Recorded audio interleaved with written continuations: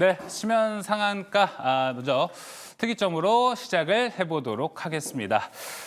참 진짜 할 말도 없고 대응이 안 되는 시장이지 않았나 좀 이렇게 생각이 듭니다. 오늘 하루 버티느라 정말 고생하셨고요. 다음 주 시장에 대한 걱정 주말에도 좀 있으실 것 같은데 그 걱정을 최대한 좀 덜어드리는 방향으로 저희가 오늘 방송을 준비했으니까 끝까지 함께해 주시면 좋을 것 같습니다. 자, 현 시장 긴급 점검과 다양한 이야기들 좀 해보려고 하는데요. 함께할 매니저부터 소개하도록 하겠습니다. 금요일 함께할 매니저 더 특별합니다. 김민성 매니저, 조선희 매니저, 박춘현 매니저님 나왔습니다. 어서 오세요. 네, 반갑습니다. 네, 자 일단 이 시장에 대한 이야기를 뭘로 시작을 해야 될까 좀 고민이 되는데 아무래도 이 갑자기 튀어나온 경기 침체 이야기로 좀 해봐야 될 것 같습니다. 사실 어제까지만 해도 우리 시장을 보면서 아무도 경기 침체에 대한 우려는 하지 않았거든요. 그런데 어제 이제 나온 PMI 제조업 지수가 계속 하락된 형태로 나오면서 미국의 고용에 문제가 있구나 해서 이 경기 침체 웨이브가 갑자기 나타나서 미국 시장도 대거 급락을 했고 우리 시장도 오늘 그 하락세를 좀 피해가지는 못했습니다. 박춘현 매니저님이 보셨을 때 오늘의 이 경기 침체가 갑자기 왜 튀어나왔고 경기 침체가 이 시그널이 원래 이렇게 튀어나오는 겁니까? 글쎄 저도 오늘 뜬금없는 예. 정말 말 그대로 오늘 아침에 저도 이제 일어나서 미국 시장도 보고 뭐 여러 가지 이슈들이나 뉴스들을 찾아봤는데 경기 침체라는 이야기가 어떻게 보면 기사거리로 뭐 대문짝만하게 나와 있었는데 저는 그렇게 보지 않고 있습니다. 뭐 여러 가지 뭐 고용 지표라든가 이런 부분들이 뭐 조금씩 고용 둔화세 뭐 이런 이야기들은 충분히 벌써 뭐 한두 달 전부터 나왔던 이야기들이고요. 네. 또 연준에서 보는 시각들이 있습니다. 연준에서 보는 시각들에 의하면은 아직까지는 경기 침체라고 이야기하기에는 너무 어그로성 기사지 않을까라는 생각까지 한번 해볼 수 있다. 저는 이렇게 말씀 좀 드리고 싶어요. 네. 그러면 이 어그로가 왜 나왔다고 생각을 하세요? 이제 그동안 우리나라 증시는, 그러니까 미국 증시는 거의 뭐 역사적 신고가를 그쵸. 달리고 있다라고 말씀을 좀 드릴 수 있어요. 근데 우리나라 지수는 아직까지 예전에 코로나 이후에 급등한 3,300선을 아직 근처에 가지도 못했고 미국 증시는 간단하게 말씀드리면 이미 오를 만큼 올랐다. 그렇기 때문에 어떻게 보면 지금 떨어지는 거 그리고 또 미국의 엔비디아처럼 이런 일부 시가총액 최상위권 종목들의 반등이 지금 미국 지수 다우지수나 나스닥을 이끌고 있는 것이지 전반적으로 막 시장 전반적으로 종목들이 다 좋아가지고 그래서 지금 시장 지수가 이렇게 많이 올라갔다라고 저는 생각하지 않거든요. 그래서 예전에도 한번 말씀을 좀 드렸을 겁니다. 미국 증시는 많이 올랐기 때문에 언제 조정을 받아도 이상하지 않다라고 제가 방송에서도 수차례 말씀을 좀 드렸으니까 지금 너무 미국 증시에 동조하는 우리 증시를 보시고 여러분들 쫄 거 없다. 저는 이렇게 딱 단호하게 말씀을 좀 드리고 싶습니다. 네, 알겠습니다.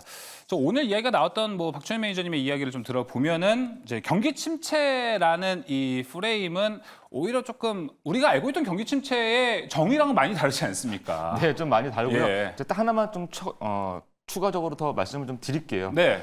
연준입니다. 뭐 금리 결정도 하고 또 연준 의원님들 뭐 많이들 계시는데 비둘기파, 매파 이런 이야기를 많이 하시는데 결국 그분들은요 뭐 금리를 내리던 올리던 간에 명분을 찾습니다. 근데 그 명분이 고용하고요 인플레이션이거든요. 근데 그분들이 보는 고용은요 30만 건 이하. 지금 현재가 지금 지난주께 아직 지난주는 20만 4천 건, 20만 8천 건, 7천 건 나온 걸로 알고 있는데 네. 30만 건 이하입니다. 그래서 30만 건 이하라는 이야기는 뭐 제가 왜 이 이야기를 드리냐면 연준에서 볼 때는요 고용을 봤을 때 30만 건 실업수당 청구 건수가 30만 건 이하일 때는 완전 고용으로 보고 있습니다. 근데 지금 아직 30만 건 밑에 한참 밑에 있어요. 그런데 지금 갑자기 경기 침체? 그래서 저도 이건 너무 뜬금없지 않을까. 맞아요. 예, 뭐 한 30만 건 넘어, 35만 건, 뭐 40만 건 이렇게 넘어서서 와 이제 경기 침체가 오는구나, 고용 시장도 안 좋아지는구나. 그러면은 우리도 좀 뭔가 준비해야지. 이런 생각이 드는데 너무 이번엔 좀 뜬금없지 않나 이렇게 맞습니다. 좀 정리를 해보도록 하겠습니다. 네. 사실 오늘 시장 보면서 진짜 좀 뜬금없이 왜 갑자기 경기 침체라는 말이 나오는 거지? 그리고 불과 뭐 일주일 전, 뭐 그리고 며칠 전만 해도 뭐 골디락스 이야기까지 나왔는데 갑자기 이게 이렇게 수가 있나라고 되게 당황을 많이 하셨을 것 같아요. 사실 저 또한 좀 그랬습니다. 제가 뭐 이제 고등학교 때 뭐 다닐 때 사회 시간 뭐 이런 거 볼 때 이제 경기 침체에 대한 사전적 정의가 이건 안 맞구나라고 생각을 많이 들었는데 이렇게 시장에 좀 들어온다라는 게 전 적응이 안 됐는데 아무래도 아까 얘기해 주신 고용에 대한 이야기로 그래서 좀 해봐야 될 것 같습니다. 아무래도 이따가 9시 30분에 있을 이 고용 지표가 또 중요한 역할이 될 것 같습니다. 이것과 최근에 갑자기 오늘 경기 침체랑 샤메 법칙 이야기 들으신 분들 진짜 많을 것 같습니다. 이에 대해서는 김민석 매니저님, 네. 이따가 고용 지표에 대한 이야기들 잠깐 네. 해보도록 하겠습니다.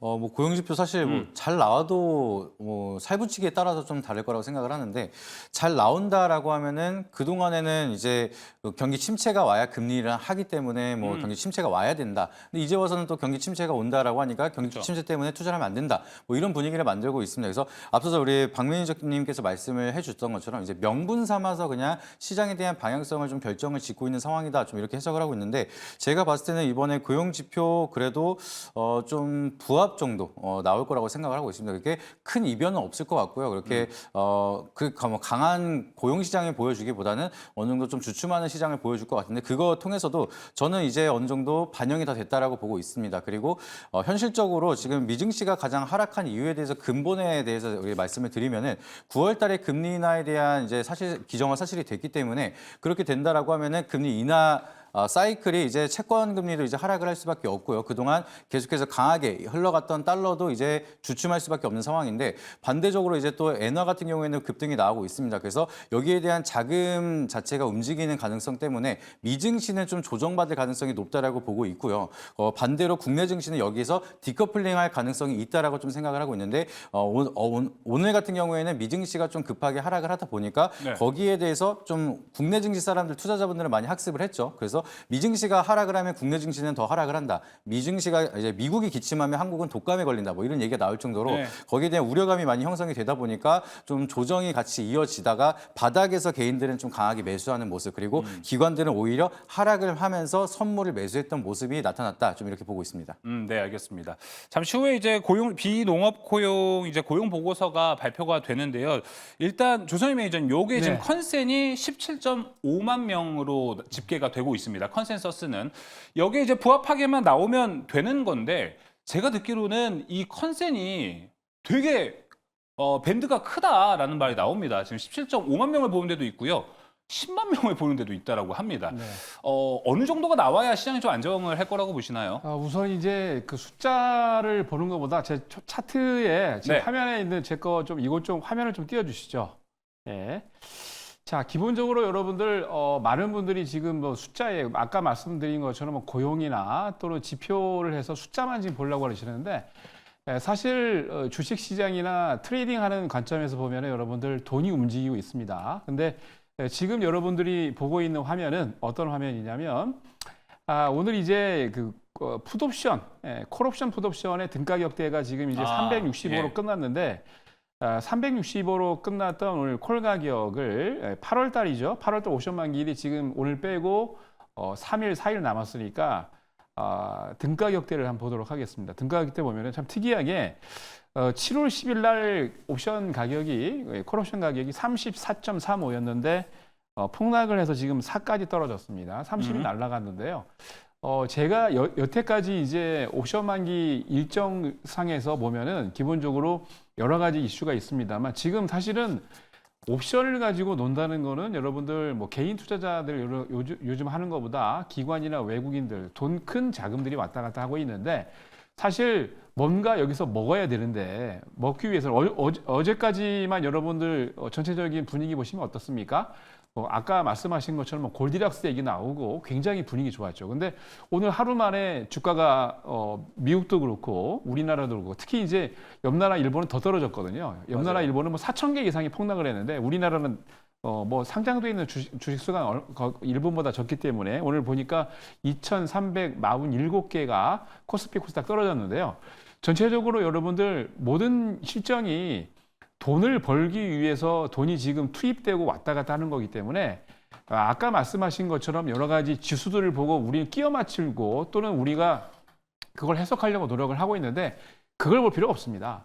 지금 사실 옵션 만기일이 지금 4일 남겨놓고 큰 자금들이 지금 보시는 것처럼 옵션 시장에서 돈놀이를 하고 있는 거거든요. 그러니까 지금 오히려 7월 11일부터 한 2주, 3주 만에 옵션 가격이 30포인트 거의 폭락을 했습니다. 그 뜻은 지금 떨어지는 쪽에 배팅을 누군가는 했다는 얘기인데 그게 대부분이 보니까 외국인이었던 것 같아요. 왜냐하면 오늘 선물 계약한 거를 제가 3시 반에 끝날 때 종가 가격 보니까 2조 4천억을 매도를 했었는데 잠깐 보겠습니다. 2조 4천억 정도를 매도를 했는데 제가 확인을 딱 해보니까 지금 현재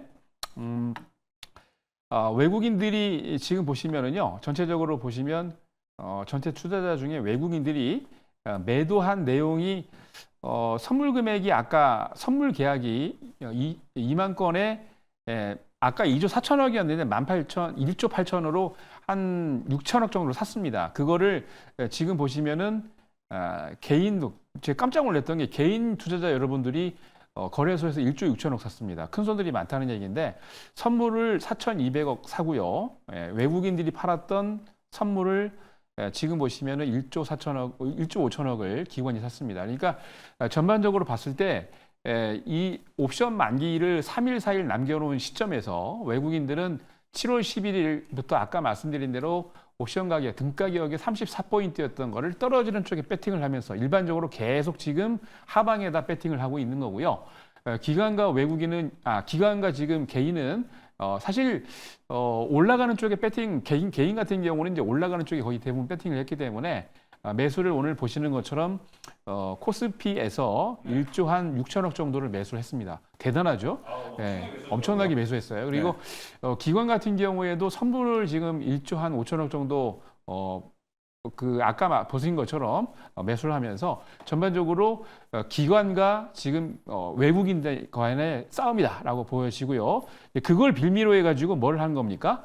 지금 보시는 것처럼 차트상에서 옵션을 지금 선물 옵션, 그러니까 옵션 거래일이 3일, 4일밖에 안 남은 시점에서 지금 말씀드린 대로 외국인은 하방 배팅에서 지금 수익을 내고 있는 거고 기관은 그거를 방어하기 위해서 디펜스를 하고 있는데 창과 방패의 그런 싸움인 것 같은데 제가 봤을 때는 이 시점에서 이걸 가지고 아까 말씀하신 것처럼 어저께는 좋으니까 골디락스라고 그러고 오늘 떨어지니까 뭐 폭락이다 또는 그런 지표를 들이대면서 해석을 하고 있는데 저는 그걸 다 떠나서 시장에서 지금 보시는 것처럼 돈을 어느 쪽에서 벌고 있거든요. 그 벌고 있는 쪽이 어느 쪽인가? 외국인들이 하방에 배팅을 하면서 말씀드린 것처럼 지수를 의도적으로 떨어뜨리고 있다라고 보시면 될 것 같고 제가 봤을 때는 숫자가 아까 말씀드린 고용지표나 여러 가지 것들이 우리 매니저님이 방금 말씀하셨지만 미국 같은 경우는 30만 명 원래 오래됐습니다. 코로나 시절에도 30만 명 이하로 떨어져서 고용지표가 벌써 완전고용이라는 얘기가 벌써 3년 전, 4년 전부터 나왔던 얘기고요. 그거는 하등의 필요도 없는 거고 사실 숫자나 이런 지표들은 다 뭡니까? 뭔가 누군가가 돈을 벌기 위해서 그거를 확대 생산해서 뉴스를 통해 가지고 부풀리고 있는 거거든요. 그러니까 너무 여러분들 거기에 신경 쓰지 마시고 그냥 간단합니다. 외국인들은 34포인트 아까 말씀드린 옵션 가격, 등 가격대에서부터 떨어지는 쪽에 배팅을 하고 있고 그거를 기관과 여러분들이 받고 있는데 문제는 한 다음 주 옵션 만기일 때를 분기점으로 해서 갑자기 급등이 나올 것 같아요. 왜냐하면 기본적으로 여기서 이제 풋옵션을 떨어지는 쪽에 배팅했던 세력들이 돈을 다 벌고 나면 거기서 다시 또 매수를 하게 반대 포지션을 잡게 돼 있기 때문에 그렇게 된다면 목요일 날부터 급등이 나올 것 같습니다. 뭐 목요일 급등이라고 이야기를 해주셨는데 바로 이야기를 좀 들어봤습니다. 지금까지 이제 이유와 원인에 대한 이야기를 해봤는데 다음 주 시장 전망도 좀 해봐야겠죠. 이건 세 분한테 모두 좀 물어보고 싶습니다. 지금 시장, 오늘 시장을 좀 거쳐오고 봤을 때 내가 앞으로 이 매도에 좀 동참을 해야 될까? 아니면 시장을 좀 지켜보는 아무것도 안 하고 좀 관망 장세로 좀 가야 될까?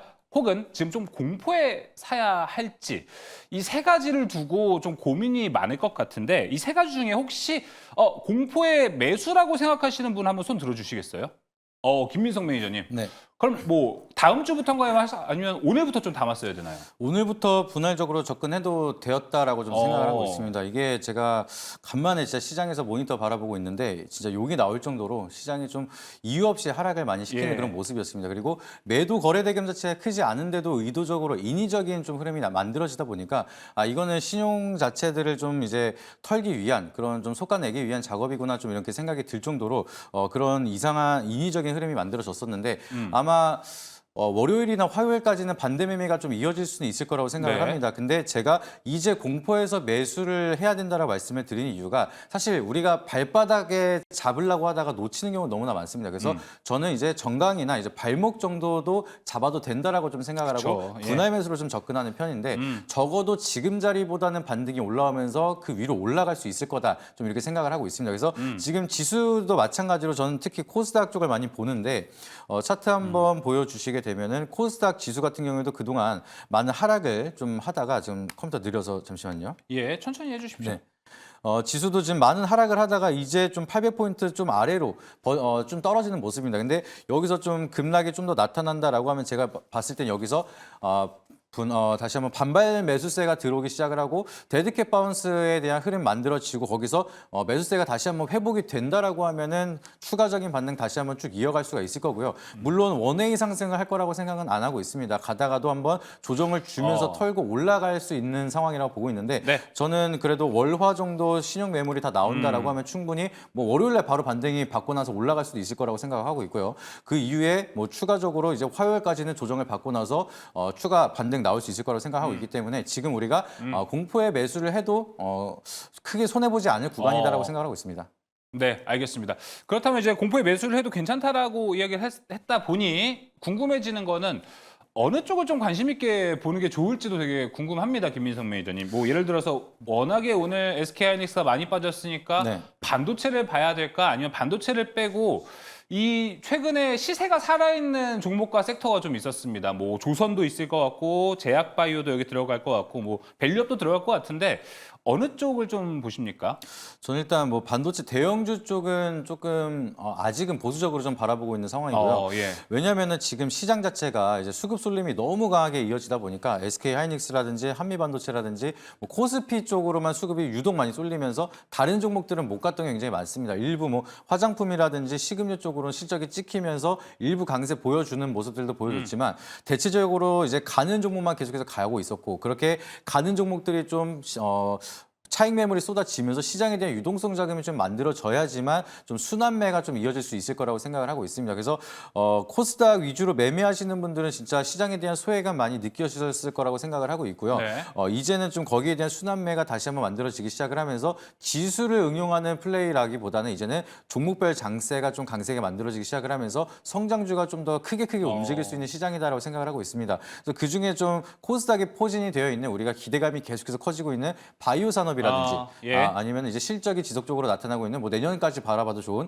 방산 쪽에 대한 모멘텀도 좋을 거라고 생각을 하고 있고요. 아직까지 반도체량은 좀 희비가 엇갈리고 있는 소프트웨어 이쪽으로도 우리가 아직까지는 제대로 된 모멘텀을 못 만났기 때문에 이제는 거기 그동안에 못 올랐던 바닥주에 대한 좀 큰 상승에 대한 기회도 있을 거고요. 그리고 이제 바이오처럼 코스닥을 이끌어가는 대장주에 대한 역할을 다시 한번 기대할 수 있는 그런 구간이다라고 좀 생각을 하고 있습니다. 알겠습니다.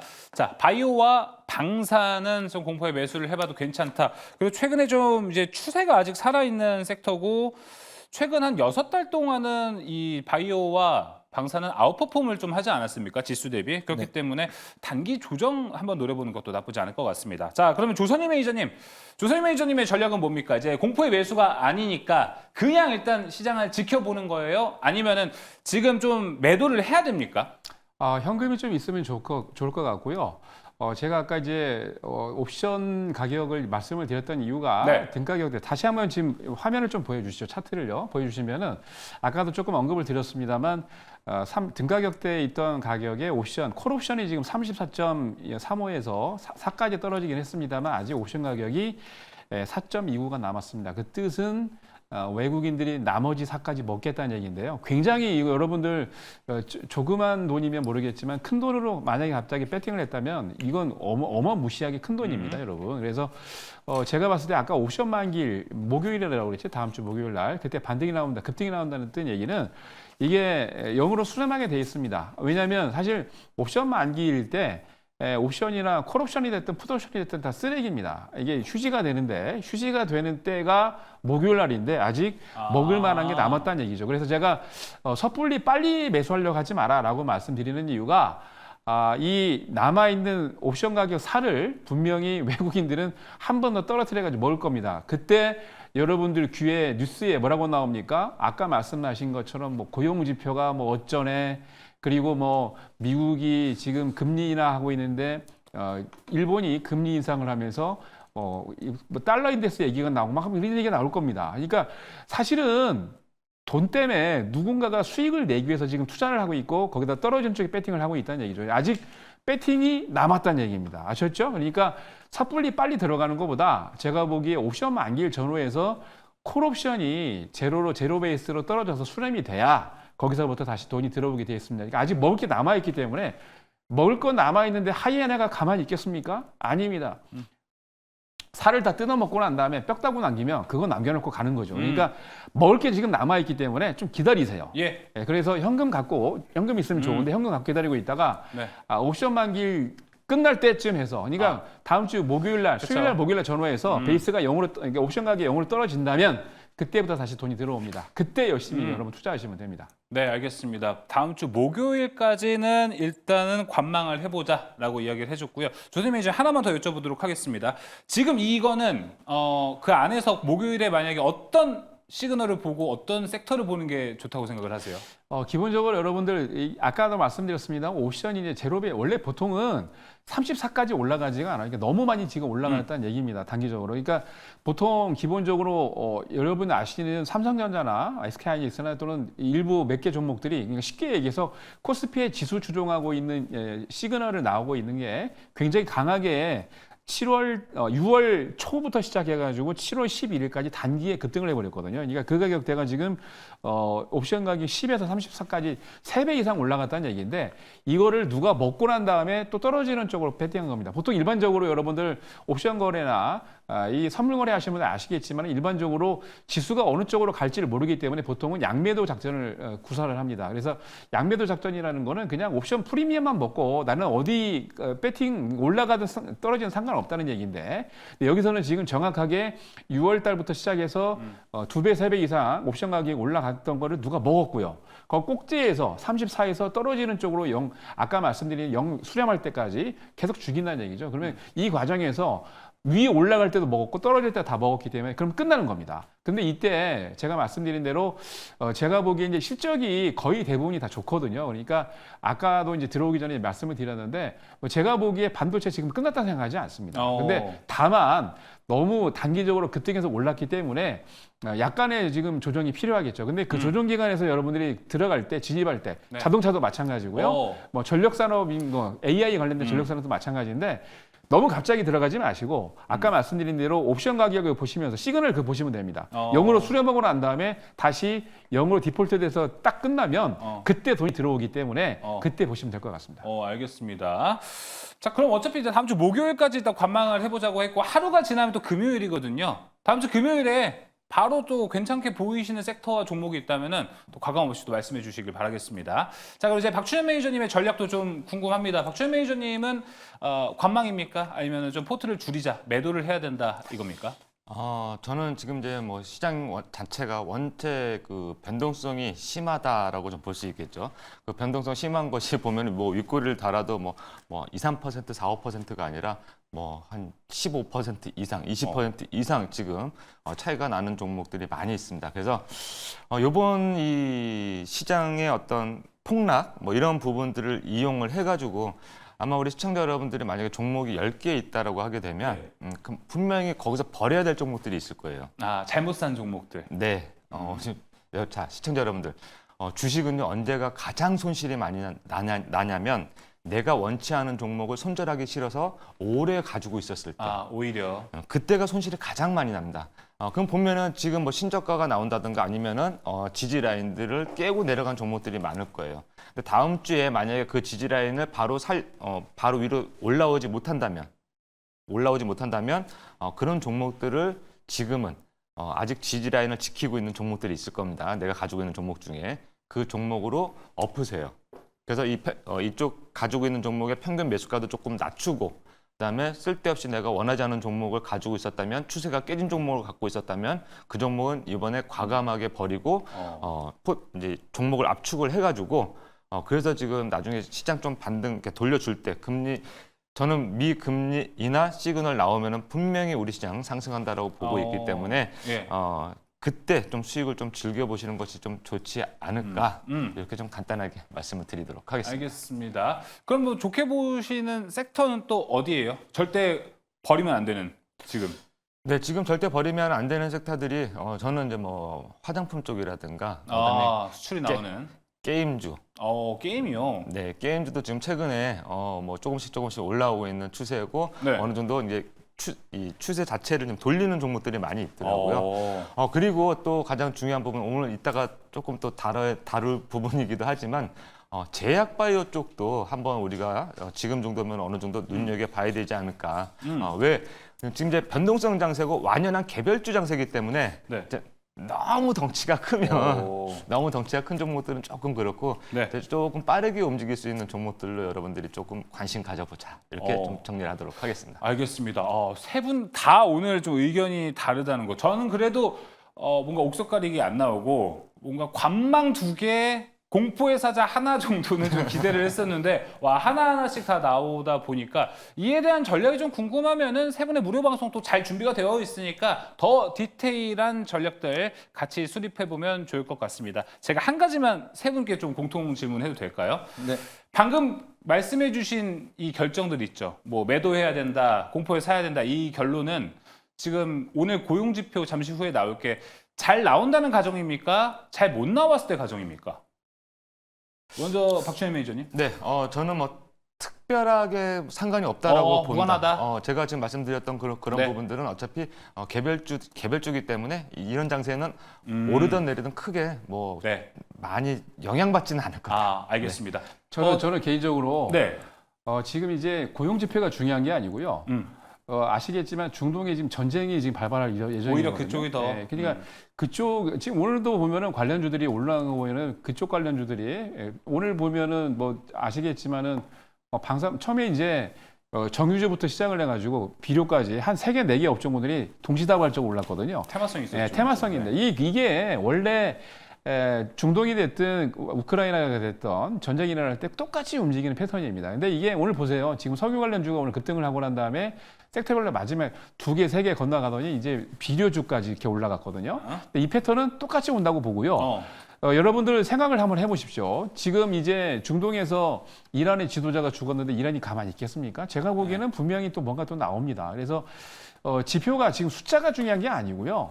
전쟁이 나냐 안 나냐가 중요하고요. 그리고 거기에 따라서 분명히 다음 주에 변합니다. 그러니까 빨리 여러분들 지수 따라서 또는 숫자 따라서 올라가는 게 아니고 말씀드린 대로 주변의 액션 따라서 지금 올라가는 거기 때문에 거기다가 또 오늘 보면은 또 코로나 이슈가 지금 벌써 2주째 넘게 계속 나오고 있는데 좀 이따 말씀드리겠습니다만 관련 이슈들이 부각되는 것만 올라가고 있습니다. 그러니까 지금 전체적으로 봤을 때 어떤 섹터나 업종을 찾으려고 하지 마시고요. 말씀드린 대로 이벤트가 제가 보기에는 1주, 2주 이상 계속해서 부합이 되기 때문에 거기에 맞는 거를 여러분 보시고 단기적으로는요. 그리고 이게 다 끝나야 정상적으로 올라갑니다. 그래서 말씀드린 것처럼 전쟁 그리고 코로나 이쪽에 먼저 보시고 난 다음에 이게 해결이 되면 그러면은 여러분 정상적으로 들어가시면 될 것 같습니다. 알겠습니다. 자, 이어서 김민성 매니저님 한번 짧게 이야기 들어볼까요? 네, 저 같은 경우 개인적으로 뭐 컨센서스 부합 정도 생각을 하고 있는데 우리 매니저님들이랑 마찬가지로 이제 크게 중요하진 않다라고 생각을 하고 있습니다. 그래서 그 부분을 체크하면 이미 어제 이제 우리가 시장에 대한 좀 하락에 대한 반영이 다 나왔기 때문에 어떤 결과가 나오더라도 그래도 불확실성 해소가 되면서 오히려 시장은 반등에 대한 요소가 될 거다라고 좀 해석을 하고 있습니다. 네, 알겠습니다. 오늘 사실 안 좋게 나와도 오늘 안 좋게 나올 게 반영이 돼서 이렇게 좀 뺐다라는 이야기도 있으니까 한 번 더 추후에 대한 업데이트된 소식들도 잘 확인을 해보면 좋을 것 같습니다. 자, 벌써 시간이 30분이 지났어요. 근데 특이점을 하나도 못한 상태입니다. 자, 그럼 이제 특이점으로 이제 바로 들어가 보도록 하겠습니다. 오늘의 첫 번째 준비된 특이점 들어가 보도록 하겠습니다. 올려주시죠. 자, 지정학적 리스크와 관련된 이야기들. 그러니까 러시아와 우크라이나는 어떻게 보면 이제 좀 종전에 대한 기대감도 조금씩 올라가고 있습니다. 어떻게 보면 두 나라 간의 대화의 장이 열릴 수도 있다. 그리고 정말 시간이 많이 지났어요. 두 나라가 전쟁을 벌여온 지가. 그렇기 때문에 그 어느 때보다 좀 종전에 대한 기대감, 그리고 여기와 관련돼서 미국 대선 테마들까지도 함께 움직이고 있지 않습니까? 그렇기 때문에 조선일 매니저님 보셨을 때는 이쪽의 테마는 또 곧 형성이 좀 될 거라고 보시나요? 이거는 여러분들이 꼭 보셔야 됩니다. 제가 이제 공개 방송에서도 계속 여러분들에게 말씀드렸던 것 중에 가장 중요한 포인트는 종전 종식을 해서 예전에 사실 이제 우리 한 2년 전, 3년 전에 할 때 그때 얘기했잖아요. 그때 우리 맨날 재건으로 탑3 막 했었죠. SOC 관련해서 얘기했지 않습니까? 맞아요. 건설 얘기할 예. 때 했는데 그때가 진짜 온 거예요. 왜냐하면 예. 그때도 이제 말씀을 드렸습니다만 정부 정책이 그러니까 우리나라뿐만이 아니고 전 세계적으로 똑같이 동시다발적으로 진행을 하기 위해서는 뭐가 필요한데 그게 이제 굉장히 중요한 게 뭐냐면 SOC 사업, 그러니까 쉽게 얘기해서 재건이나 건설 사업을 해야 되는데 거의 대부분의 사람들이 이걸 안 하려고 하거든요. 근데 여러분들 보시면 잠깐 이 차트를 하나 또 보여드리도록 할게요. 네. 미국에 있는 여러분들, 미국에 제가 이제 공개 방송에서도 언급해서 말씀을 드렸던 종목인데요. 미국의 여러분들 캐터필라, CAT는 캣이 고양이가 아니고요. 캐터필라입니다. 캐터필라 약자인데 캐터필라가 여기 보세요. 2차 대전 종전이 끝나고 난 다음에 이 회사 같은 경우는 건설 기계 그리고 이제 광산에 있는 들어가는 특화된 이 기계를 만드는 회사인데 1달러도 안 된 상장되어 있는 종목이 계속 올라갔습니다. 얼마 전에 382달러까지 올라갔는데 이게 몇천 배 올라간 거거든요. 그러니까 이게 시그널이 뭡니까? 2차 세계대전이 끝났을 때 제가 지난주도 말씀드렸죠. 앙드리 코스톨라니는 미국에 있지 않고 독일로 갔다라고 그랬습니다. 왜 그랬습니까? 가서 보니 독일이 완전 싹 그냥 아무것도 없잖아요. 그냥, 그죠? 그래서 다 짓고 뭐 건물부터 짓기 시작하고 도로 깔기 시작하니까 투자하는 족족마다 대박이 나는 겁니다. 마찬가지입니다. 예. 지금 이제 젤렌스키가 사실은 여러분 그때 코로나가 막 끝나려고 할 때 갑자기 터졌잖아요. 네. 그때 코로나 종식 때 2년 전에. 와, 그때도 계속 그 젤렌스키하고 러시아 관련해서 얘기를 했었는데 사실은 작년에 한 5월달, 6월달쯤 이때부터 계속 종전 얘기가 나왔습니다. 근데 그때 젤렌스키가 자기 욕심을 내려놓고 만약에 종전을 했다면 더 빨리 여기 진행이 됐을 건데 욕심으로 뭐 그때 이제 국민들이 원하지 않는다. 국민들 핑계를 댔습니다. 그러면서 하는 얘기가 우리가 지금 뺏겼던 거를 뺏겼던 우크라이나의 국토를 꼭 찾아야 되겠다. 그래서 어떻게 돼서든지 찾고 난 다음에 종전을 하겠다라고 그랬는데 지금 여러분 보세요. 얼마 전에 지난주부터 나온 얘기를 보면은 또 오늘 또 나온 얘기, 어제 나온 얘기 보면은 국민이 원하면 국민 투표까지 얘기가 나왔고 사실 이게 뭡니까? 너무 이제 지금 2년 6개월이 지났습니다, 여러분. 예. 전쟁이 2년 6개월이 지났는데 가만히 보면은 지치고 몸도 지치고. 예, 몸도 예. 지치고 이게 멘탈이 다 뭉개졌는데 가만히 보세요. 총은 있는데 총알이 없고 미사일 발사대는 있는데 미사일이 없습니다. 탱크는 있는데 탱크 포탄이 없어요. 무슨 얘기입니까? 거기다가 얼마 전에 F-16까지 갖다 줬는데 F-16을 운용할 조종사가 없습니다. 미군이나 우리나라 조종사가 가면 큰일 나죠. 유엔 제재를 받기 때문에. 그리고 기본적으로 여러분들 전투기 같은 경우는요, 몰려면 보통 5년, 10년 이상 해야 됩니다. 보통 이제 여러분 다 아시겠습니다만 일반적으로 대위나 소련급 이상이 다 하지 않습니까? 10년 이상 됐던 분들이. 왜 그래요? 전투기가 굉장히 까다롭고 어렵기 때문입니다. 그렇습니다. 그래서 만약에 F-16기를 갖다 놨음에도 불구하고 쓸 수가 없습니다. 그거를 여러분 훈련시키고 쓰려면 아무리 고도로 극도화 실력이 있는 뭡니까? 조종사라고 해도 기본적으로 2, 3년 이상은 교육을 해야 되거든요. 갖고 가 있으면 뭐합니까? 그림의 떡인데. 그래서 지금 전쟁을 할 수 있는 무기도 없고요. 무기 F-16 갖다 줬다 해도 운영할 수 있는 조종사도 없고, 그리고 기본적으로 모든 사람들이 멘탈이 다 뭉개졌기 때문에 우크라이나도 그렇고 러시아도 그렇고 이제 그만 좀 하자라고 하고 있고요. 아까 방금 보셨죠? 지금 러시아가 지금 소리 지르고 있는 이유가 뭡니까? 드디어 끝날 때가 됐다는 얘기입니다. 네. 근데 조만간에 이제 2차, 3차, 4차 정도 되는데 우크라이나 종전 관련 또 이슈가 있는데 아마 러시아는 또 안 나올 겁니다. 이번에 안 나올 건데 조만간 그저께 젤렌스키가 한 얘기가 있습니다. 무슨 얘기를 했냐? 의도적으로 지금 그 종전을 할 때 지금 보시면은 뺏긴 거를 그전에는 절대로 땅을 다 찾지 않고서는 내가 전쟁을 끝낼 수가 없다라고 그랬는데 외교적인 게 무슨 얘기입니까? 전쟁을 끝내고 외교적으로 해서 뺏겼던 우크라이나 땅을 찾겠다는 얘기입니다. 그 뜻은 고만하겠다는 얘기죠. 그렇기 때문에 재건 관련주가 시작을 해서 올라가는데 분명히 지금 예전에 아까 보셨던 캐터필라의 십작도 발표도 이제 캐터필라 오늘 있는데 엄청 좋게 나올 겁니다. 근데 전체적으로 보면은 엄청난 이슈 중에서 여러분들이 아셔야 될 거는 재건 프로젝트는 예전에 여러분들 아시죠? OCI 홀딩스가 2000년도 초반에 원래 이제 98년도 IMF 때는 450원짜리가 이게 500원짜리가 50만 원, 60만 원까지 갔습니다. 1000배 갔던 거죠. 앞으로 이것도 재건도 그렇게 할 겁니다. 그러니까 재건 관련주를 꼭 보셔야 되고요. 네. 분명히 조만간 11월 달 안으로 우크라이나 종전합니다. 알겠습니다. 자, 그러면 그 안에서 좀 어떤 종목들을 보는지가 중요할 것 같습니다. 조선 매니저님 가장 주목하는 종목도 좀 궁금해요. 뭐 SG 엄청나게 올라가지 않습니까? 네. SG도 있고 뭐 데모, 현대 에버다임 다양하게 있는데 어느 쪽을 좀 주목하고 계세요? 저는 이제 계속 말씀드리는데 SG 같은 경우는요 기본적으로 여러분들 꼭 보셔야 됩니다. 왜냐하면 다른 종목 같은 경우는 카더라 그러고 그죠?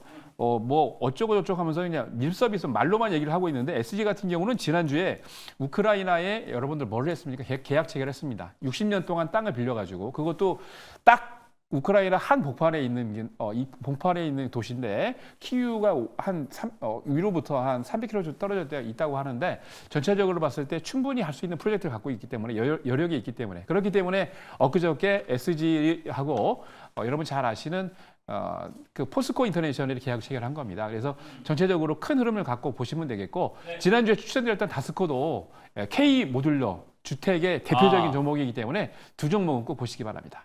알겠습니다. SG와 다스코 이야기 들어봤고요. 자, 이어서 박준현 매니저님은 이 섹터 안에서 좀 주목하는 종목이 있을까요? 아니면 이 테마 자체에 대해서는 또 어떻게 생각하시는지도 궁금하네요.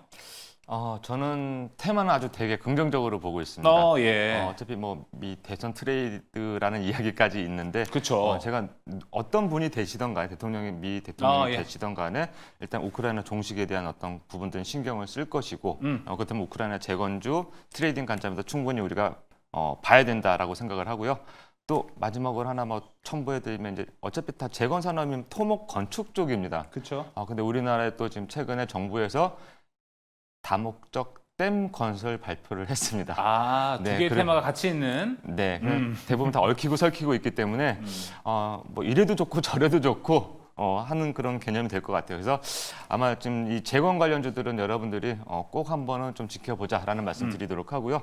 뭐 종목까지 같이 말씀을 좀 드리도록 좋습니다. 하겠습니다. 자, 첫 번째 종목은 HD 현대인프라코어를 먼저 한번 보도록 하겠습니다. 자, 차트를 한번 보실 텐데요. 자, 차트가 이제 지원이 됐습니다. 제가 지금 이 부분을 보는 이야기는 뭐냐면, 저는 이렇습니다. 주식은, 주식 투자는 주가를 사는 게 아니라 시세를 사는 거다. 그러니까 좋은 기업을 저렴한 시세에 모아두었을 때 또 그 부분이 시장에 관심을 받을 때 그때 이제 수익을 창출한다라는 개념인데, 자, 현대인프라코어도 어떻게 보면은 자, 여기 4,700원짜리가 지금 14,000원까지 급등했던 여력이 있습니다. 그렇죠. 그리고 지금 보시면 거의 주가상으로 봤을 때 반토막이 나 있습니다. 이걸 제가 확대해서 한번 보여드릴게요. 확대해서 보여드리는데, 자, 여기서 7,000원대에서 9,000원대까지 올라온 흔적이 보이는데, 자, 기술적 분석으로 들어가겠습니다. 자, 여기 빨간 거래량들이 보이시죠? 그 다음에 여기도 마찬가지로 빨간 캔들이 보입니다. 일본 캔들인데, 최근에 지금 1,600만 주 거래가 발생했을 때도 보시면 윗꼬리가 별로 없습니다. 그리고 나서 지금 장대 양봉이 만들어졌습니다. 최근 시장도 좋지 않았죠. 그 바람에 거래 없이 줄줄줄줄 흘러내리고 있는 상황이에요. 그러니까 이런 자리가 좋은 종목이 좋은 기업이 이렇게 저렴한 시세일 때 많이 올랐던 종목이 저렴한 시세일 때 좀 관심을 좀 가져보자.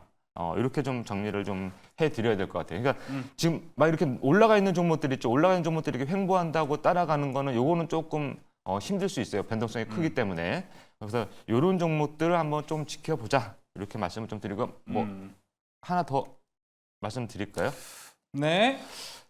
자, 그 다음 종목은 히림이라는 종목인데 역시 지금 우크라이나 재건이나 이런 쪽에 관련돼서 움직이는 종목이고요. 이 종목도 지금 보시게 되면은 10,000원짜리가 지금 6,000원대까지 조정을 받고 있습니다. 자, 근데 여기 이 아이도 지금 보시게 되면 여기 잠깐 윗꼬리가 달린 은봉 캔들이 하나 보이실 겁니다. 보이실 텐데 요거는 바로 그 다음 날 다 상세를 했어요. 그리고 오늘 그러니까 전 거래일에 일부 또 윗꼬리가 좀 달렸는데 이건 분봉상으로 제가 이건 제 노하우로서 말씀을 못 드리는데 분봉상 수급은 전혀 이상이 없었습니다. 오늘 시장 동조화 현상이 나타났는데 이럴 때 조금씩 모아둬야 지금 이제 뭐 우크라이나 뭐 종전이 기대감이 막 팡팡 살아날 때 또 미국에서 어떤 제스처가 나올 때 이런 종목들이 한 번씩 잘 움직일 수 있다. 저는 이렇게 정리를 해드리도록 하겠습니다. 알겠습니다. 박주현 메이저의 선택 HD 현대인프라코어와 히림이었습니다. 마지막으로 김민성 메이저님.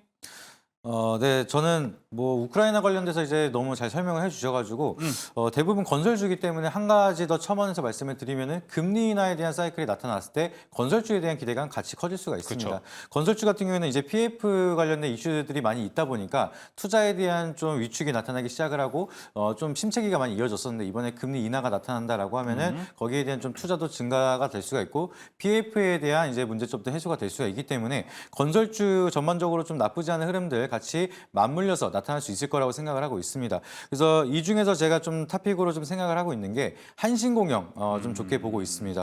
그래서 주가 차트를 보시게 되면은 지금 많은 상승을 하고 나서 이제 아주 큰 하락을 보여주는 헤드앤숄더를 네. 찍고 이제 바닥을 기고 있는 그런 모습인데 이제서야 좀 매물대를 소화하면서 이평선 위로 올라오는 캔들을 보여주고 있습니다. 그래서 여기서 좀 추가적인 슈팅이 나타난다라고 하면은 전 고점까지 올라가는 거는 아직까지는 좀 기대가 하기 어렵지만 건설주에 대한 모멘텀이 좀 더 이어진다라고 하면은 충분히 여기서는 추가적인 반등 한번 나타날 수가 있을 거다. 좀 이렇게 보고 있고요. 그리고 한신공영 같은 경우에는 이제 동남아 쪽이라든지 우크라이나 재건 사업에 진출을 하겠다라고 직접 밝힌 내용이 있기 때문에 재건 모멘텀이 좀 이어진다라고 하면은 빼놓지 않고 같이 움직이는데 워낙 대바닥권이라서 리스크가 가장 덜한 종목이다. 이렇게 보시면 될 것 같습니다.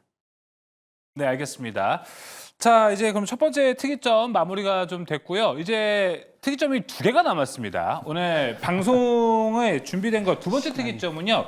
애플 이야기가 준비가 되어 있고요. 세 번째 특이점은 요새 또 코로나19 환자가 좀 늘어나고 있다고 합니다. 그래서 그런지 최근에 이제 진단 키트주들도 가고 있고 이 두 가지 지금 특이점이 남아 있는데 매니저님들 보셨을 때 2개 다 남은 시간은 할 수 있을 것 같으세요? 못할 것 같으세요?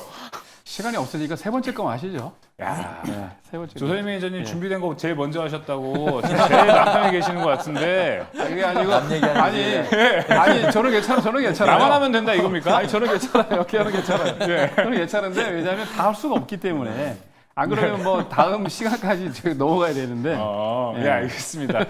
네, 그러면 어떤 걸로 한번 해볼까요? 저는 뭐 사실 애플도 궁금하고요. 진단키트 둘 다 되게 궁금하거든요. 그리고 애플은 사실 궁금한 이유 중에 하나가 그럼 이렇게 한번 넘어가 볼게요. 애플은 사실 제가 지금 AI 공급 과잉 막 이런 얘기 나오고 있는데 사실 아이폰이 온디바이스 AI 수요를 올려줄 수 있는 아이폰 16을 내놓는다면 이거 판 뒤집힐 수도 있다라고 저는 생각을 하거든요. 김윤석 매니저님. 네. 맞습니까 일단? 네, 저는 그렇게 생각하고 있습니다. 지금 아이패드 같은 경우는 이미 AI가 소프트웨어가 탑재가 돼서 판매가 되고 있는데 전년도 대비해서 24%가량 빠르게 성장을 하고 있습니다. 그리고 삼성 같은 경우에는 이제 AI 폰을 발표하면서 전 세계 1위 점유율을 좀 확보를 한 만큼 애플 같은 경우에도 이번에 16에서 이제 AI 기능이 탑재가 바로 되진 않는다라고 하지만 업데이트를 통해서 집어넣는다라고 합니다. 그래서 네. 거기에 대한 모멘텀 된다라고 하면은 15랑 16이랑 기능면 차이가 명확하게 날 수밖에 없기 때문에 소비 촉증이 나타나기 시작을 하면서 이제는 AI에 대한 온디바이스 그쵸. AI에 대한 모멘텀 좀 강하게 나타날 수가 있고 좀 설명드릴 얘기 정말 많은데 좀 간단하게 이 정도만 말씀드리도록 하겠습니다. 네, 뭐 또 이와 관련된 이야기 김민석 매니저님 무료 방송에 또 준비가 되어 있죠, 김민석 네. 매니저님. 네이버 밴드 매일경제 김민석 검색하시게 되면 오늘 설명드리지 못한 내용들 좀 정리해서 말씀을 드리고 매주 금요일마다 이제 라이브 방송을 통해서도 유튜브 이제 김민석 검색하시면은 자세하게 설명을 드리고 있으니까 네. 오셔가지고 많은 인사이트 받아보시길 바라도록 하겠습니다. 알겠습니다. 자, 옆에서 조선희 매니저님이 세 번째 해요, 세 번째 이렇게 얘기를 했기 때문에 세 번째는 해야 될 것 같은 이유가 생긴 것 같아서 일단 애플 이야기는 좀 간단하게 해봤고요. 준비된 세 번째 특이점 진단 키트 코로나19와 관련된 이야기를 지금부터 좀 해보도록 하겠습니다. 세 번째 특이점 기다려주시죠. 코로나19 환자 증가세. 사실 이거 지난주에 김민석 매니저가 갖고 왔던 주제입니다. 그때는 제가 이야기를 했던 게 기억이 나요. 이런 거 투자할 때 저는 양심의 가치가 느낀다라는 이야기였으면 이거 코로나19 환자가 늘어나면 안 되는 거 아닙니까? 막 이렇게 얘기를 했는데 일단 진짜 안타깝게도 요즘 조금 환자가 늘어나고 있고 100일의 증상이 나타나고 있는 아이들도 되게 많다라고 합니다. 이렇기 때문에 이 안에 있는 제약바이오 섹터도 좀 올라가는 모습이 있고요. 진단키트 종목들도 오늘 보니까 대다수 오른 종목들이 좀 여럿 있었습니다. 박준현 매니저님, 지난주에도 일단은 있었지만 이번 주에 주제를 그럼에도 불구하고 갖고 왔다는 건 이거 좀 심각하다라고 생각하시는 건가요? 네, 정말 안타깝고 좀 죄송한 그렇죠. 일이긴 합니다. 예. 보통 제가 이제 뭐 재난 관련주들이라든가 뭐 이런 뭐 질병 관련주들을 매매할 때 뭐 조금 안타까운 어떤 그런 부분도 있긴 있지만 결국에 우리는 주식쟁이들입니다. 그렇기 때문에 일단은 주식 트레이딩하는 관점에서 본다면 이걸 그냥 단지 그냥 이슈로만 받아들여서 이 안에서 우리가 수익을 창출을 한번 해보자라는 개념입니다. 자, 코로나19 환자가 지금 환자 급증수가 좀 계속해서 늘어나고 있다라는 이야기가 계속 뉴스로 계속 여러분들도 접하고 있을 겁니다. 7월 첫째 주 91명에서 지금 7월 넷째 주에 465명까지 지금 늘어나고 있는 상태입니다. 최근 4주간 거의 한 5배가 지금 늘어나고 있는 그런 상태고요. 그리고 또 중요한 부분은 뭐냐면 코로나 그때 그 당시에 2020년 코로나 당시에 유행을 이끈 바이러스 있습니다. 오미크론 변이 바이러스라고 하죠. 지금 이제 KP3라는 뭐 이름이 붙은 것 같은데 그 부분도 지금 검출률 자체만 놓고 본다면은 6월 한 12.1%에서 지금 7월 달에 39.8%까지 지금 늘어나고 있다라는 이야기가 나오고 있습니다. 자, 그래서 지금 여기 뭐 정부도 지금 이제 9월 달이죠. 10월부터는 백신을 도입해가지고 고령층부터 좀 접종을 한다. 네. 뭐 이런 이야기들이 나오고 있습니다. 그래서 지금 정도가 되면 어느 정도는 우리도 코로나 관련해서 일단 뭐 지금 제약바이오도 분위기가 조금 그렇죠. 나쁘지 않으니까 어느 정도 준비를 해서 조금 이 트레이딩 관점에서 네. 봐야 되지 않을까 이렇게 좀 정리하도록 하겠습니다. 알겠습니다. 우리가 지금까지 막 코로나19를 거쳐 오면서 진단키트 종목들이 좀 올라갔었던 때를 기억해 보면은 진단키트를 구하기가 되게 어려웠을 때 품귀 현상이 나왔을 때 종목들이 좀 올라가는 경향도 있었습니다. 근데 사실 지금은 편의점에 그냥 지나가다가 보면은 진단키트가 되게 많이 있다라고 좀 느껴지거든요. 그런데도 그렇죠. 조금 이제 시세는 좀 올라갈 수 있다라고 보시는 거예요? 네, 어차피 지금 이거는 이제 테마주기 때문에 뭐 미국 바이든 대통령도 네. 지금 뭐 코로나19에 감염이 됐던 이력이 있고 지금 파리 올림픽 하는데 수영 선수들도 뭐 걸리고 좀 난리가 났지 않습니까? 이런 부분들이 한번 또 바람이 일면 어차피 개별주 장세이기 때문에 어마어마하게 뭐 크게 번지지 않더라도 한 번 정도는 이슈몰이가 좀 될 수 있을 것 같다. 그래서 많이 오르지 않은 코로나 관련주들 뭐 진단키트라든가 뭐 특히 이제 진단키트 쪽이 조금 괜찮을 것 같아요. 뭐 예. 마스크나 이런 쪽은 조금 너무 예전에 많이 올라갔지만 요즘은 많이 좀 동떨어져 있기 네. 때문에 제약바이오 관련해서 예. 그런 쪽만 그러니까 진단키트, 뭐 백신 이런 쪽만 한번 좀 지켜보자. 최근에 액체 생검도 많이 움직이고 있으니까 네. 아마 또 겹쳐지는 종목들이 많이 있을 겁니다. 그래서 한번 코로나 바이러스 쪽 한번 예. 지켜보자라는 말씀 드리도록 하겠습니다. 알겠습니다. 자, 종목으로 한번 또 들어보면 좋을 것 같습니다. 또 예전에도 추억의 종목들이 하나씩 생각이 날 것 같은데 박준현 매니저님 먼저 종목 좀 얘기해 주시죠. 네, 첫 번째 종목으로는 일단 대웅제약이라는 종목을 한번 준비를 해봤습니다. 예. 네, 대웅제약이라는 종목도 준비해봤는데 가장 최근에 이 종목도 17만 원에서 10만 원대까지 조정을 받았고요. 이 종목은 1조 4천억짜리 종목입니다. 1조 4천억짜리 종목임에도 불구하고 한번 움직일 때 보시면은요, 한 11%씩 움직입니다. 그래서 최근에 분위기가 이 아이도 뭐 지금 보시게 되면 이렇게 추세를 거의 잘 만들고 있다라는 이야기를 할 수가 있습니다. 그렇다면은 지금부터 움직이는 추세는 제가 예측컨대 이런 식으로 한번 움직여보지 않을까. 그리고 더 제가 이 종목의 메리트를 가진 거는 여기에 지금 거래량이 터지고 장대 양봉. 여기 그 윗꼬리가 하나 달린데 어부님 이건 나쁜 거 아니에요? 라고 질문하실 수 있는데 요거는 고점에서 이런 흐름이 나오면 나쁜 거예요. 근데 저점 부근에서 바닥권에서 이런 흐름이 나온 것은 나쁘지 않다. 이제는 뭔가가 추세 전환을 할 수 있는 시그널로 볼 수 있다. 이렇게 좀 정리를 하도록 하겠습니다. 뭐 바이오나 한 종목 더 있는데 시간이 되려나 모르겠네요. 됩니다. 네, 우리 PD님 짧게 하라고 하시는데 네. 짧게 하도록 하겠습니다. 바이오니아. 이 종목도 지금 보시게 되면 제가 가지고 오는 종목은 대부분 저렴한 시세에 있는 종목입니다. 실적이나 이런 부분들도 다 검증을 제가 하고 나온 거니까 그 부분에서는 신경을 안 쓰셔도 되고요. 결국엔 이 종목도 지금 보시게 되면 자, 여기에 아이고 잠시만요. 이렇게 동그라미를 제가 쳐드릴게요. 이런 거래량이 터졌음에도 불구하고 장대 양봉. 그 다음에 여기 며칠 전에 많이 빠졌죠. 얼마나 빠졌나요? 한 14% 빠졌습니다. 자, 이렇게 거래가 많이 터질 때는 500만 주 이상 터지는 종목이 지금 100만 주 정도로 조정을 받았습니다. 그러면 충분히 아직까지는 여기에 들어와 있던 메이저 수급은 남아 있다. 네. 그래서 지금 정도면은 한번 이 종목과 대들어 볼 만하다. 저는 이렇게 해서 마치도록 네. 하겠습니다. 알겠습니다. 대웅제약과 바이오니아 이야기 해주셨고요. 자, 이어서 조선일 매니저님 종목 들어볼까요? 네, 지난번에 이제 그때 말씀하셨을 때 제가 이제 갖고 나와서 얘기했던 게 원래 이제 간단하게 트렌드를 말씀드리면 대장주만 본다라고 말씀드렸죠. 첫 번째 출발할 때 진단키트 대장은 셀리드였습니다. 차트를 좀 보여드리죠. 예. 급등하고 난 다음에 이게 셀리드가 끝나면은 절대로 진단키트 못 간다라고 했는데 저 끝난 줄 알았거든요. 네. 근데 오늘 또 급등이 나왔습니다. 자, 그리고 난 다음에 또 제가 이틀 전이죠. 이틀 전에 추천을 드렸습니다. 이 종목. 퀀타 매트리스인데 이게 이제 진단키트 두 번째 대장입니다. 급등해서 상한가 두 번 먹고 오늘 너무 많이 올라서 거래 정리가 됐습니다.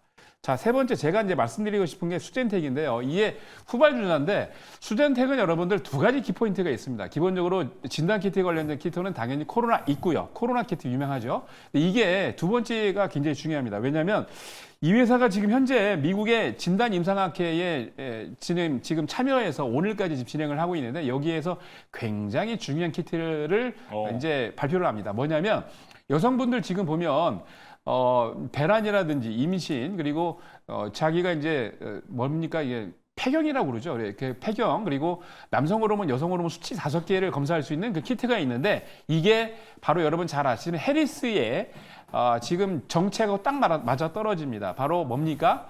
낙태 관련 이슈가 어제 있었죠. 그래서 트럼프하고 설전을 벌였는데 근데 수젠텍이 말씀드린 대로 그 관련된 종목입니다. 이제 많은 분들이 이게 코로나 관련 진단키트는 아시는데 낙태 관련 아까 말씀드렸던 그 진단키트 관련해서 모르더라고요. 그리고 기본적으로 지금 전 세계 많은 그 기업들이 지금 참석을 하고 있는데 끝나고 난 다음에 대규모 계약건도 이어지기 때문에 제가 보기에 수젠텍 관심 있게 한번 지켜보시기 바랍니다. 알겠습니다. 자, 수젠텍 들어봤고요. 자, 이어서 오늘 이 박준현 매니저가 준비를 해온 주제이지만 일주일 전에 이 주제를 갖고 와서 제가 이거 되겠어요? 라고 말까지 했었는데 야, 보란 듯이 올라간 테마를 갖고 왔습니다. 김민성 매니저님, 바로 네. 설득력이 올라가는 것 같습니다. 네, 예. 제가 그때도 말씀드렸는데 그럴 때 봐야 된다 이렇게 네. 말씀을 드렸습니다. 맞아요. 그래서 이제 아직은 추가적인 모멘텀이 있을 거라고 생각을 하고 있고요. 이제 제가 그때도 말씀을 드렸지만 과거처럼 이제 코로나 진단 키트라든지 마스크라든지 전처럼 그 역사적인 신고가를 달성할 수는 없을 거라고 말씀을 드렸습니다. 하지만 대부분이 이제 관련된 기업들이 차트가 대바닥권이 왔기 때문에 여기서 기술적인 반등이 나올 법한 그런 자리에서 이슈가 만들어지고 있다 보니까 시장 분위기 자체가 이제 코로나에 대한 사이클 한번 만들어질 수가 있겠구나. 그리고 바이오에 대한 전반적인 산업도 굉장히 좋아서 거기에 대한 힌트를 좀 받았다라고 보시면 될 것 같은데요. 그래서 거기에 대해서 저는 이제 휴마시스 같은 종목도 굉장히 좋다라고 보고 있습니다. 그래서 지금 워낙 대바닥권에 있는 종목이고 항상 빠지지 않고 진단키트에 대한 모멘텀 만들어질 때마다 움직이는 그런 종목인데 지금 코로나 자가 진단키트를 판매를 하고 있는데 이건 아무래도 실적에 기반되면서 코로나가 다시 한번 많이 나타난다라고 하면은 최근에 뭐 기침하거나 콧물이 나더라도 코로나 진단을 안 했습니다. 대부분. 근데 맞아요. 이제는 거기에 대한 우려감 형성이 된다라고 하면은 혹시라도 모르니까 아이가 있거나 가족들한테 옮을까봐 진단키트에 대한 수요가 증가될 수 있을 거라는 전망이 나타난다라고 하면은 실적에 대한 기반으로 상승이 이어질 수가 있는 게 바로 휴마시스이기 때문에 그런 점을 참고한다라고 하면은 좀 빼놓지 않고 우리가 봐야 되는 종목이다 이렇게 보시면 될 것 같고요. 그리고 저번 주에 제가 설명드렸던 종목이 현대바이오인데 이거는 지금 오늘 10%가량 상승하고 제가 주제 골라놓고 아직 못 가는 종목이 있어서 조금 아쉽긴 한데 이제 시작입니다. 이것도 그래서 요거는 이따가 제가 좀 자세하게 말씀드리도록 하겠습니다. 알겠습니다. 생각해보니까 진짜 그 코로나를 봤을 때 우리 정서가 좀 많이 바뀌지 않을까 이렇게 좀 생각이 듭니다. 좀 예전만 한 달 전만 해도 우리가 뭐 기침한다고 뭐 진단키트가 필요할까 이런 생각을 했었는데 지금은 또 지금 거는 예전과 좀 비슷하게 가지 않을까 좀 이런 예상도 좀 해볼 수 있을 것 같습니다. 김민성 매니저가 지난주에 이것도 맞춘 것도 대단한데 만약에 와, 오늘 애플 관련주, 애플 이야기를 저희가 두 번째 특이점이었는데 네. 위에서 오늘 시간이 안 될 것 같으니까 PD가 빼자고 네. 이렇게 얘기를 했잖아요. 네. 만약에 애플 관련주가 간다면은 오늘은 진짜 PD가 잘못한 거다라고 생각이 들고 한 가지 더 조선님 매니저도 거기에 포함이 되지 않을까. 저는 애플 관련주 갖고 온 거 없어요. 그래서 할 얘기가 그러니까 너무 이기적인 거 아닙니까? 살아남았습니다. 네, 알겠습니다. 자, 다음 주까지도 한번 애플 관련주가 올라갈 수 있을지도 관심 있게 보면 좋을 것 같고, 애플 관련주 좀 듣고 싶었는데 부족하다 생각하시면은 김민성 매니저 무료 방송 가셔서 또 관련된 이야기들 얻어보시면 좋을 것 같습니다. 자, 오늘 시장 긴급 진단 그리고 세 가지 특이점 이야기 여기서 마무리해 보도록 하겠습니다. 자, 이제 특별한 포트 대결 그리고 특별한 종목 상담으로 이어집니다.